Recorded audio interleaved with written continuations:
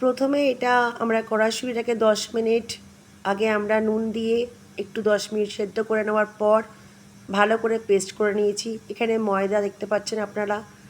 ময়দাতে আমরা একটু সামান্য নুন, একটু চিনি, একটু অয়েল দিয়ে একটু উষ্ণ গরম জল নেব, আর যদি দরকার পড়ে তবেই জলটা দেব। আগে আমরা মটরশুঁটিটাকে নিয়ে ভালো করে মিক্সড করে নেব। তারপর আলাদা করে আমরা একটা মশলা রেখেছিলাম, যেটার মধ্যে একটু সামান্য কালো জিরে, 1 চামচ কালো জিরে, 1 চামচ জোয়ান, হাফ চামচ মৌরি দিয়ে একটু কাঁচা লঙ্কা দিয়ে আমরা ওটাকে পেস্ট করে নিয়েছি মশলার সাথেই।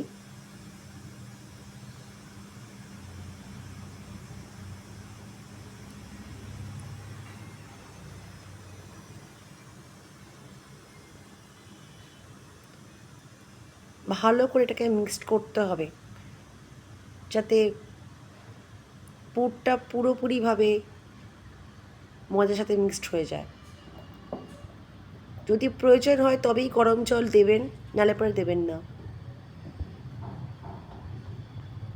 সেটা মাখার উপর ডিপেন্ড করছে। কড়াইশুঁটিটার পরিমাণ মোটামুটি হাফ কেজি হতে হবে, তার থেকে একটু বেশি হলে একটু ভালো হয়।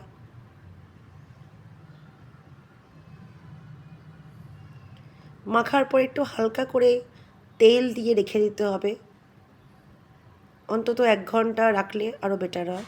না, সময় যদি কম থাকে অ্যাটলিস্ট 10 মিনিট থেকে আধ ঘন্টা রাখতেই হবে। তেলটা দিয়ে আরেকবার একটু ভালো করে মোলায়েম করে নিয়ে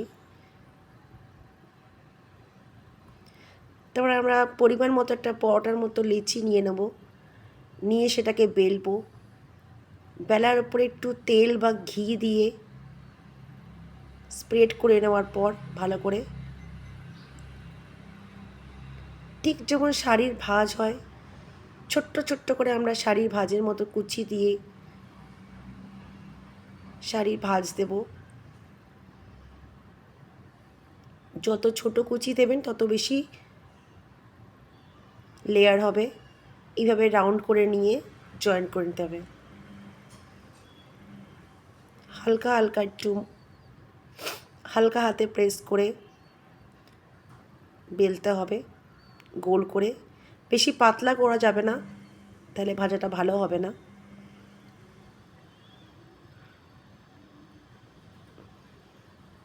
এই সাইজটাই ঠিকঠাক।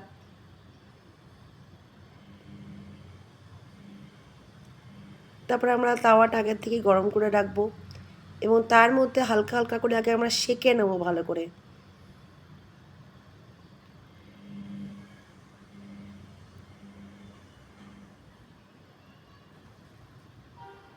দু পিঠেই এইভাবে ভালো করে সেঁকে নিতে হবে, একটু হালকা লালচে লালচে করে।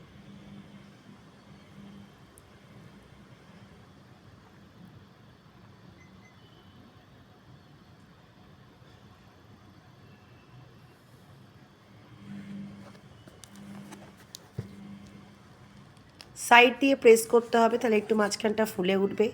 মাঝখানে প্রেস করা যাবে না। হ্যাঁ, বেশ একটু লাল লাল রং ধরেছে। এবারে আমরা একটু তেলটা একটু বেশি দেবো। ব্রাশ তেলটা করলে ভালো হবে, কিন্তু বেশি ভালো হবে না।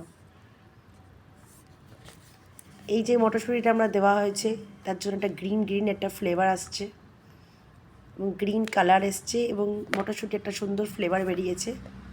আপনারা করলেই দেখতে পাবেন যে একটা মটরশুঁটির খুব সুন্দর মশলা, মটরশুঁটির একটা ফ্লেভার। মৌরি দেওয়া আছে, জোয়ান, কাঁচা লঙ্কা,